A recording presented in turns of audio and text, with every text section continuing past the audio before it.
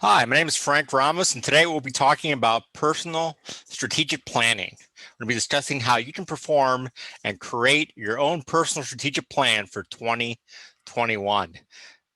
Everybody always talks about their New Year's resolutions. I'm not a big fan of New Year's resolutions. I much prefer New Year's goals with a plan that supports your goals. And what I recommend, if you haven't done so already, is sit down and think through what big three goals you have for this coming year. They can involve your career, they can involve personal health and fitness, your personal relationships, whatever they may be. But sit down and think through them. Maybe it's you want to become specialized in a certain area. You want to develop a book of business. You want to become a partner at your firm. You want to lose weight. You want to learn a new skill. Whatever it is, write down three big goals, 3 year long goals that will take you the next 12 months to reach and achieve. And let's take an example. Let's say you want to get more involved in an organization, and you hope that by the end of the year, you will have served the organization in such a capacity that you will be assigned or given a leadership role.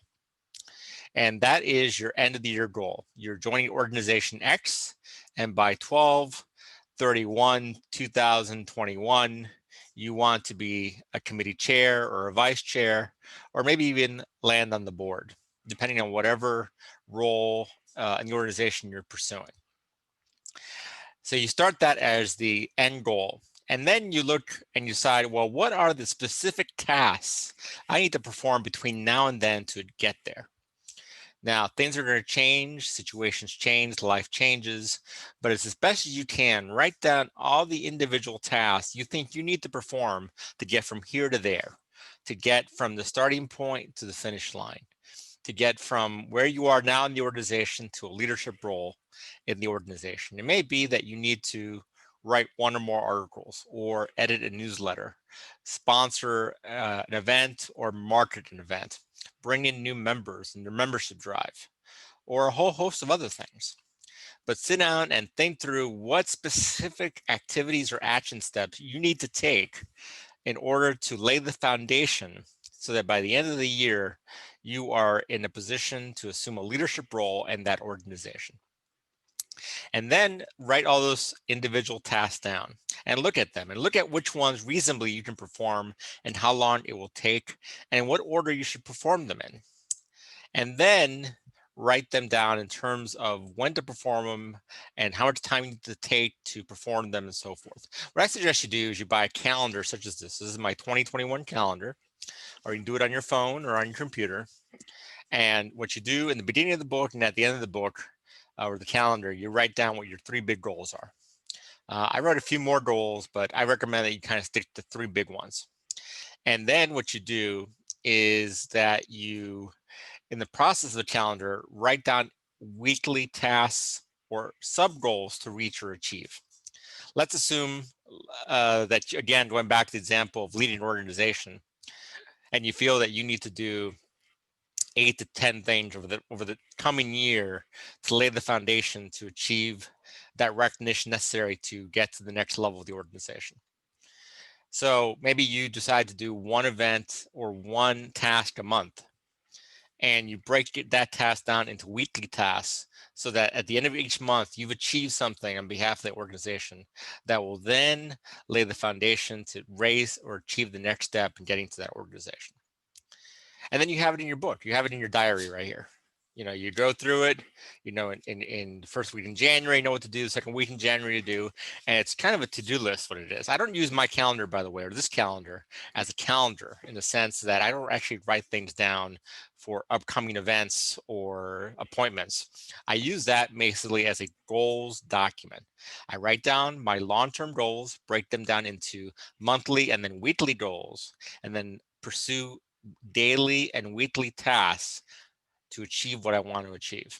And what happens is I'm going through it, I have to obviously make certain adjustments. I find that I may need to focus more on A versus B. C may take more time. D may have been too onerous of a task, or may not have been really that hard at all. And so you make adjustments. It's an organic document. It is a living, breathing document that that you will change as you proceed with. But it's important to write it down and write down specific tasks. Goals are important, obviously, but goals are sort of the big picture, what you really want to accomplish. And a goal needs a plan. A goal without a plan is just a dream.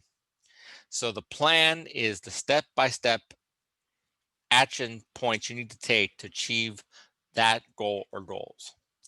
And then you break it down even further into daily tasks. And let's use a different example. For example, let's use one that we're probably all familiar with. Weight loss or exercise. Let's take exercise. Let's assume you want to finish the year where you're doing 50 consecutive push-ups, and you start the year struggling by doing 2 or 3. That's a very easy goal to break down. You know that at the end of the year, you want to do 50 push-ups.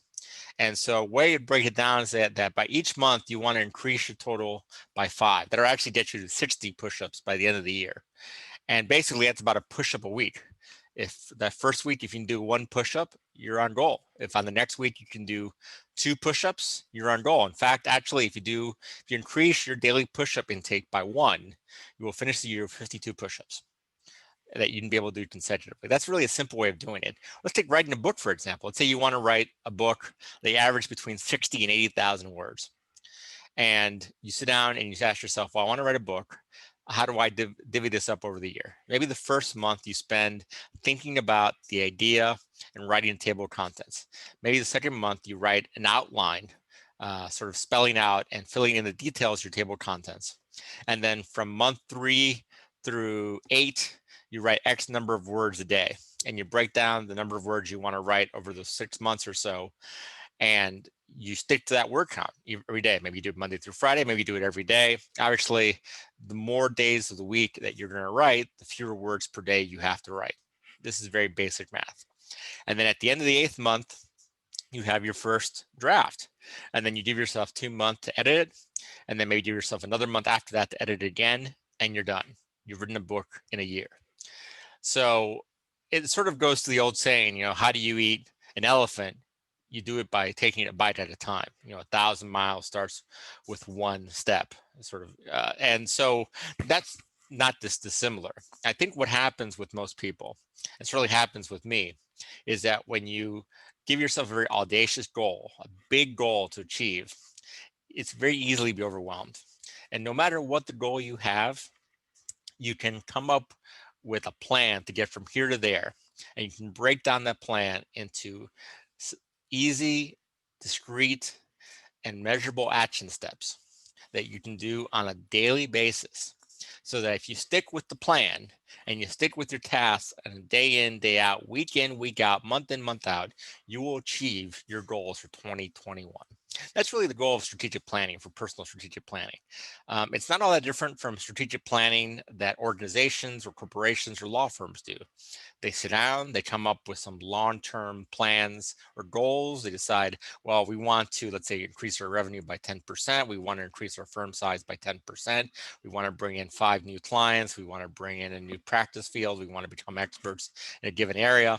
And then they work backwards and they decide, well, what are the things we have to do to achieve that? How do we get from here to there? And then you split it down and you really think through what are discernible steps you can take to get there. And then you stick with it. And if you stick to the plan, you're going to achieve the plan. You write the plan, you work the plan. You write the plan, you work the plan. That's really all there is to it. And we're going to discuss a little bit in greater detail some other things you should be thinking about, but that's sort of the big picture of personal strategic planning. You come up with a goal or goals. I suggest you limit it to 3. You can do more if you want. Remember, the more goals you have, the more tasks you will have to complete on a regular basis to achieve each goal. That's why I suggest 3 goals. Then you come up with an action plan to achieve those goals, and then you write it all down. You write it down in your planner. You write it down in some online program you have, or on your phone, and your notes, or whatever it is you want to use, and then you stick with it. And it's actually pretty brainless at that point, because you've already done all the thinking. You've thought through what you want to achieve, how you want to achieve it, and all the action steps you have to take to achieve it. And now you just have to do the hard work. Hard work is hard work, but you just have to commit to yourself. And this goes into the second part in terms of time management. In order to find the time to achieve your goals, you're going to have to say no to something else in your life right now. It may be that you watch less Netflix or streaming services. You spend less time online. You spend less time on social media. Maybe you sleep a little bit less. Maybe you get up a little bit earlier. You stay up a little bit later. Maybe you don't go golfing or doing 100 other things that we all do. There's so many time wasters, by the way, and there are very few of us that are particularly efficient with our time throughout the day. So realistically, in order to achieve your long-term goals, I suggest you try to carve out between 45 minutes and an hour a day, at least 5 days a week. Obviously, if you spend more time, you say you spend a full hour and you do it for 7 days a week, you're gonna be able to accomplish more. This is just common sense. If you spend 365 hours this coming year on your goals, you will get that much closer to achieving them and making them much more bigger than if you spend 250 hours. And 250 hours is more than 200 hours and more than 150 hours and so on and so forth. Because at the end of the day, no matter how efficient you are, no matter how good you are with getting things done quickly, you still need time. And the more time you invest in your goals to achieve them, the faster you will achieve them and the better you will be in getting to the end goal, getting to that finish line. There's this thing about momentum that if you can build a certain amount of momentum in what you're doing, you're going to continue going forward. It's sort of a self-motivation. And we have to understand that what we're trying to do is replace a bad habit first. We're going to watch less television. We're going to not sleep as much. We're not going to go out as much. We're not going to waste as much time. Those are all bad habits and they take time to break. And we're going to replace them with a good habit. We're going to spend 45 minutes to an hour a day working toward a goal. That could be writing, it could be exercising, it could be eating better, it could be studying, it could be a whole host of things, whatever specific action steps you have put down to achieve your goal.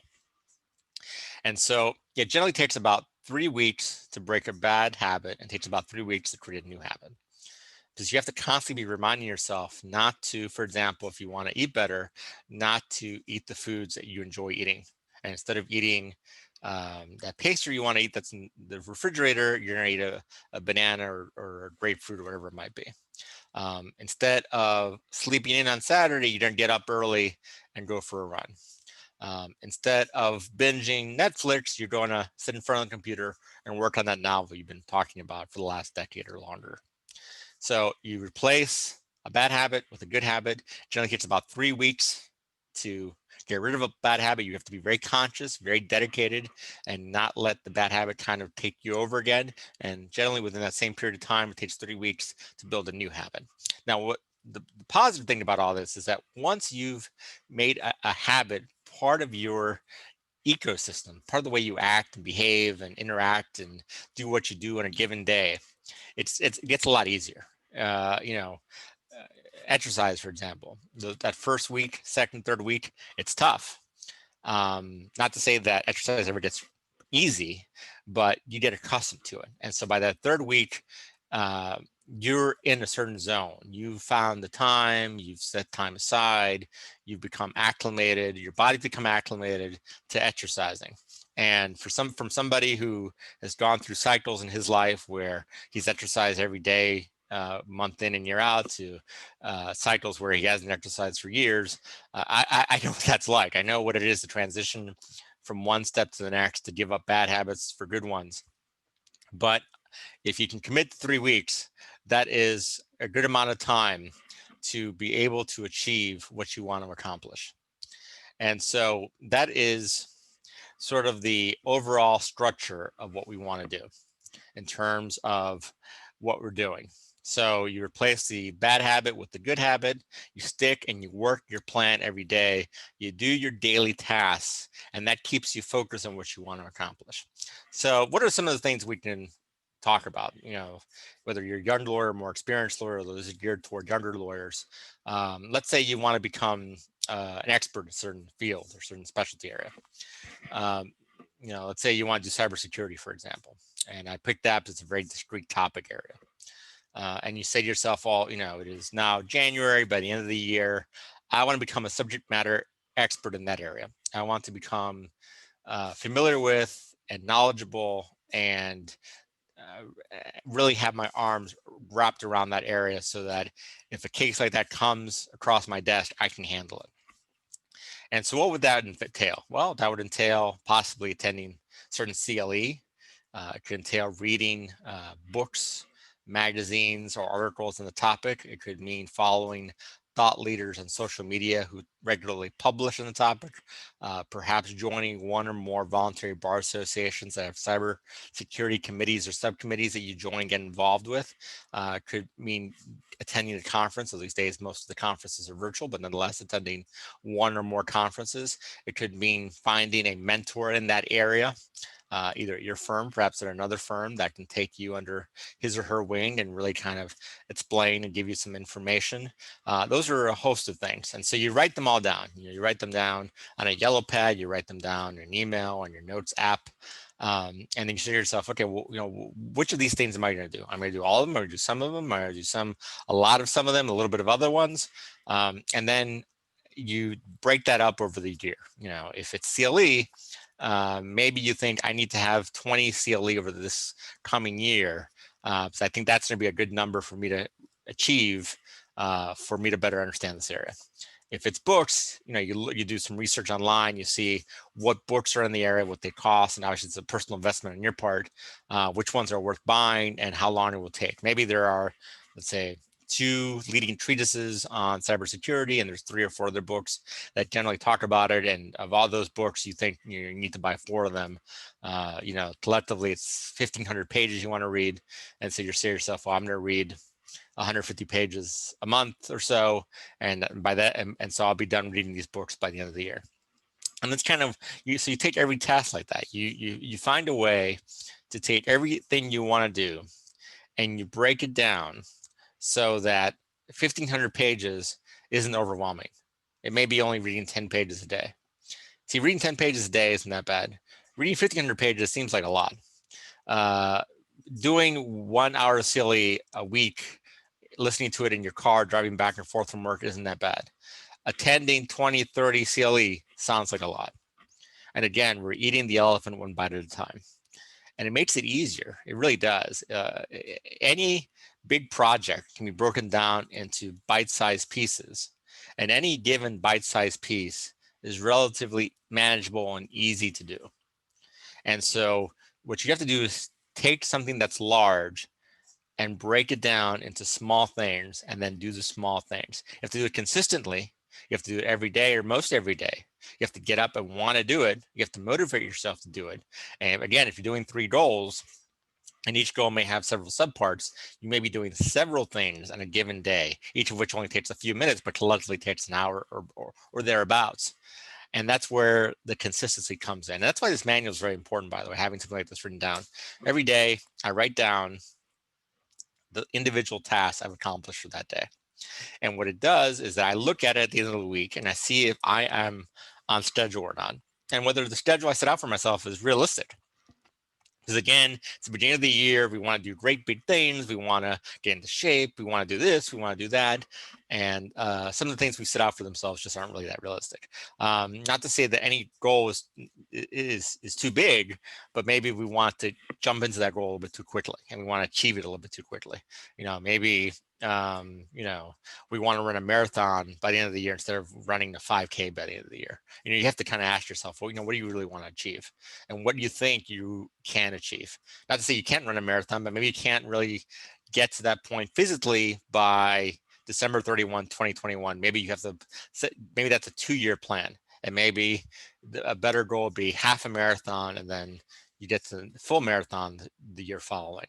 And so part of this is sort of a self-assessment. Before you sit down, you write your goals and you think through what your big goals are. You have to be honest with yourself. You have to be honest with yourself in 3 areas. One, you have to be honest about what your talents are. And it's no coincidence that each of us have a certain set of talents, because I think we're each imbued from birth with certain set of talents to use them throughout our lives, not only for our own good, but for the benefit of others, our families, our friends, or our community. So you have to identify what you're really good at. Because that's, again, there's no coincidence why you're really good at sports, or you have a great memory, or you're a great public speaker, whatever it is. Then you have to think through, number 2, what you're passionate about, what gets you up in the morning, what keeps you up at night, what you daydream about. But this is going to be the motivation. This is sort of the fire in the belly. This is what's going to keep you to persevere. And so you have to see first your talents and then your passions. And the third thing are your long-term dreams. What are the things you've been dreaming about your entire life? Again, we go back to things like, oh, I want to write a novel. I want to have my own firm. I want to be known as an expert in a certain practice area. I want to lead a certain organization, whatever it is. Those dreams, and sit down and really think through what those dreams are. How long have you had them? How much time you spend thinking about them? How often do you go back to reflect upon them?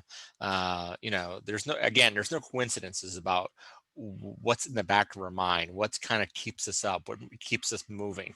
And then you see where they overlap. If you were to create a Venn diagram and you were to make 3 circles, one with regard to your talents, one with regard to your dreams, and one regard to your passions, where the 3 circles intersect, that's where your focus should be. That's where you're probably going to find your goals. That is your sort of destiny, if you want to use that type of term, or your fate, or whatever term you want to use. But where those 3 circles intersect, that is probably where you need to be, and that's where you need to define your goals. So once you do that self-critical analysis and define who you really are and what really motivates you and what gets you up in the morning and what you're good at, and you can define what your goals are, and sort of moving forward and defining what those 3 goals are, then you sit down and you break it down. And that's kind of it. That's really not that complicated. Now, there are a couple of things that can help you along through this process. One, I suggest that you find an accountability partner, one or more individuals, either that have similar goals or are also into goal setting, and that you meet virtually, like here on Zoom or over the phone or whatever it is, once a week. No less than once a month, where each of you kind of share your success stories, kind of discuss your failures and what you learned from them, and you hold each other accountable. It's kind of like having a weekly law firm meeting or weekly reporting if you're working at a company and you have to deal with your sales numbers. If you're working at that car lot and you have that weekly meeting, you have to sell 5 cars this week, otherwise you're getting an earful from your manager. So this is all that different. I mean, obviously this is more supportive, more conducive, more friendly, but it's sort of the same thing. And it also has sort of a friendly competitive nature. You're kind of pushing each other, kind of like if you have a workout partner or if you have a running buddy that you're trying to push in terms of how fast, how far you're running, or how many weight you're lifting. This is kind of similar. So find somebody that is all in with you, that is committed to setting goals, defining action steps, and pursuing and doing the hard work and doing those action steps. And then as the year goes by, what you're going to find is you're going to find certain benefits from all this. One, there's nothing better than setting a goal and working toward it and actually achieving it. I mean, that is really life affirming. It is self-affirming for those of us who have suffered from mental health issues, depression, and I suffered from that during a long period of my life. Being able to set a long-term goal and pursue it and work toward it and actually see the light at the end of the tunnel and achieve it, that is life-changing. Because what happens is when you start setting goals and achieving goals, you move beyond things like imposter syndrome. You start moving away from things like self-doubt and fear and concern, and you start seeing things more positive, more optimistic light. You see that you have what it takes to achieve big things, because in fact you are achieving big things. And so that's so very important. It's good for your confidence if you're a young lawyer. One of the most important aspects of a lawyer is being confident, having gravitas, having presence, owning your space. And if you can do certain things and achieve certain things, you're going to feel that way. Now, over my right corner, or my shoulder, I should say, in the corner of my office, those are the books I've written and gotten published over the years. And I keep them there because if people come in, they can see, oh, look, he's written a lot. It kind of gives you a certain level of expertise when they come into your office. Say, oh, he's a fairly widely published author. But I also keep them there for myself as a reminder that whenever I'm facing a difficult situation, I did this. I wrote all those books. I'm up to 20 some books now. And I love to write. I love sharing my thoughts, my feelings, and the way I do things. Most of my books are how-to books. I deconstruct various aspects of the practice, reduce them to various degrees of processes and checklists, and then share them with readers and general audiences. And that's kind of what this presentation is. At one point I thought to myself, well, how am I going to improve myself? Well, I need to come up with a plan or strategic plan, and that's what I did. And now I'm kind of sharing that with you. So, but doing that, reminding yourself, like achieving goals and then having something to remind yourself of that is a great way to boost your confidence in terms of being able to express yourself, being able to show others that you are someone that they can know, like, and trust with your cases. Just clients want nothing more that they know that they have a lawyer who's going to fight for them in such a way that they're going to hold the confidence of the judge, that they're going to be confident in the eyes of opposing counsel, and they're going to be confident in the eyes of the jury. And so all that, pursuing and achieving goals is a great way of doing just that. So that's kind of the process in a nutshell. That's really what it is in terms of personal strategic planning. And it really isn't that complicated. There are lots of books on strategic planning. I've contributed a couple and written a couple myself.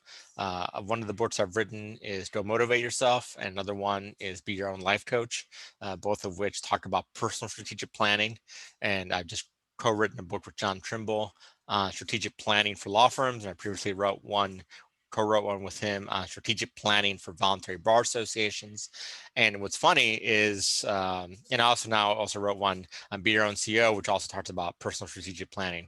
And no matter where you apply the concept of strategic planning, whatever organization or company or entity, whether it's your family or church or temple or you individually, it really isn't all that different. The process doesn't change very much from one organization to the next, and from one group to the next, or one person to the next.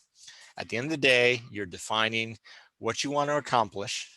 You are setting goals for yourself. You're writing down action steps that you can measure and that are doable, and that that you can actually reflect on and say, yeah, check those off.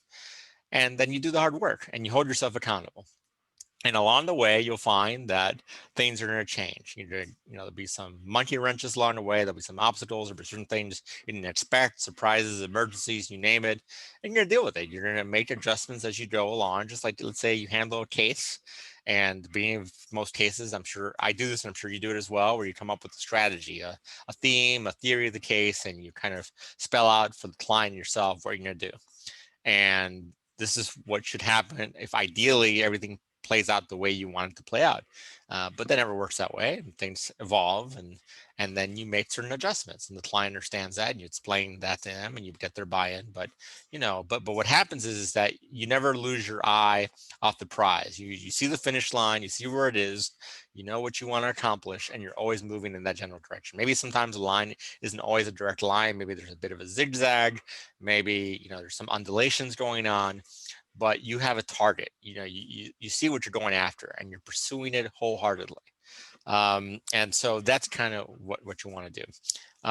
So I've mentioned some things to pursue. I mentioned writing, I mentioned exercise, I mentioned leading an organization. There's a whole host of things. Pick whatever it is. I also discussed becoming an expert in a certain field. No matter what you want to do, first of all, other people have done it before. It's like there's everything we do is kind of derivative. So don't think you can't do it. Others have done it, you can do it. And that everything really can be reduced to a series of action steps, a plan, a series of checklists, whatever you want to do. There's a process from getting from here to there, whether it's becoming a painter or a writer or an actor or public speaker, whatever it is that us as individuals, as a community want to do. There's a way to do it, so you just have to think through that. And maybe what you want to do isn't self-evident in terms of you want to become an expert in field X, and you think you know how to get it there, but maybe there's certain steps maybe you don't appreciate, and something like that. You sit down with somebody who's accomplished what you want to accomplish, and you talk to him or her as to how they did it. And they'll sit down and hopefully they'll talk to you and explain to you their process, their journey, their steps that they took. And you sit down with your own plan and you say, oh, I didn't think about this or that, or reading this book, or going to this conference, or pursuing this avenue, or going down this road or path. So as part of your process in terms of sitting down and evaluating your action steps, a lot of them probably be self-evident, but some of them may not be. And if you're struggling with, okay, I know where I want to end up. I know where I'm at now. I generally have a sense of how to get from A to B, but I'm not exactly sure about all the individual steps along the way. And I don't want to, just kind of be treading water or kind of just running in circles, or, just having my feet kind of swim in the air a little bit. Talk to people who've done it. That's always a good way. I get a lot of calls from people who want to write a book and they ask me my process. My process may not be your process. I have another video about how to get published and so forth. But at least you get the sense of how I did it. And you may go to some other people and ask them how they wrote their first book. It's just like if you wanted to lead an organization, maybe you speak to people who've led that organization in the past. You want to become president of organization X. You're hoping you can become president within, let's say, 10 years. You just kind of use that as a number in your head. And so you speak to past presidents or chairmen or chairwomen of that organization, and you ask them, well, how'd you do it? When did you start? What committees did you join? How were you involved? How did you set yourself apart? How did you distinguish yourself? What characteristics did you develop? What soft skills really that you needed to rely on? Was it public speaking? Was it writing? Was it interpersonal communications? Was it networking? So these are all sort of things. So along the way of trying to figure out what you need to do, you may have to sort of bring in some individuals, maybe a tribe of individuals to sort of help you think through it. But let me assure you that whatever it is that you have in mind, one, you can achieve it. Two, you can definitely get there. It may take longer, although it may take less time, but it may take longer than you anticipate. And three, there are specific action steps to take to get from here to there. Trust me, it really is. Yeah, my whole life and most of my career has been spent trying to learn a new skill, studying how to achieve that skill, achieve the skill, and then write about it. Again, looking at the books over my shoulder over here, I've written books on strategic planning because I want to learn about strategic planning. I've written books on leadership, so I want to learn how to become a better leader. I've written books about writing, so I want to write more. Books on public speaking, so I want to become a better public speaker. That's how I do it, and that's how anyone else can. You figure out where you want to be, and you think through the process of getting from here to there, and you take the steps necessary from getting here to there. And you hold yourself accountable. You put it down. And I think, again, it takes some getting used to, by the way, to write stuff down in a book every day. You're tired at the end of the day.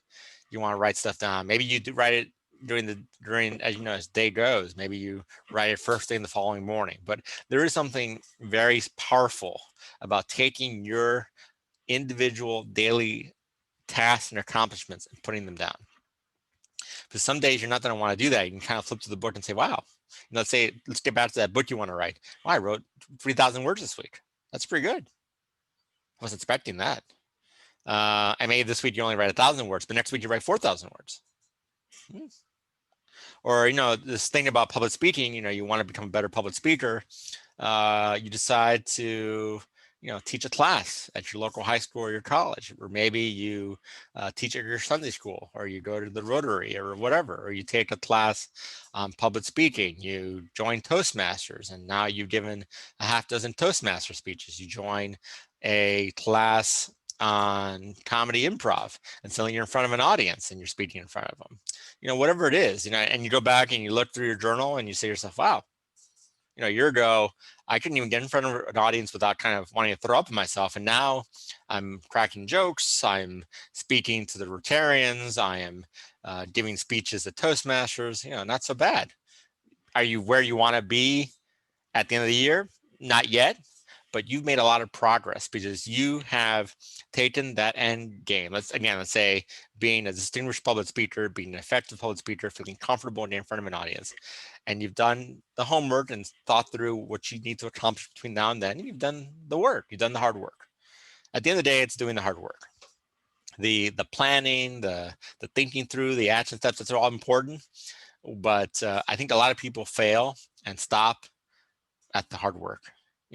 That's why gyms in January are packed, and by the time they're March, they're fairly empty. That's why people join Weight Watchers and Jenny Craig and all these things in January, and by March, a lot of people have kind of dropped off of those, because doing it every day, getting up, doing the hard work, that discipline, that's really going to set you apart. And that's why you need to have somebody who's going to help you hold yourself accountable. That's why you want to write stuff down. So this is going to hold you accountable. That's why you want to do things that are consistent with your skills and with your dreams and with your passions, because that will create a fuel to keep you moving forward. So often people want to do things that make sense, that are great goals, but aren't great goals for them. You have to make and pursue goals that are good for you. I love to write, but not everybody's is a great writer, or wants to write, or really should be writing. Maybe they are good writers, but maybe that's not really their goal.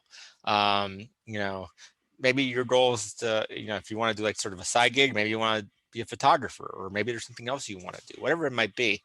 But you have to be consistent with who you are and where you're going in life, because at the end of the day, we're trying to do more than just kind of the basics, or just try to get up in the morning, do our work, go home, watch TV, and then do it again, rinse, repeat, wash, rinse, repeat over and over again.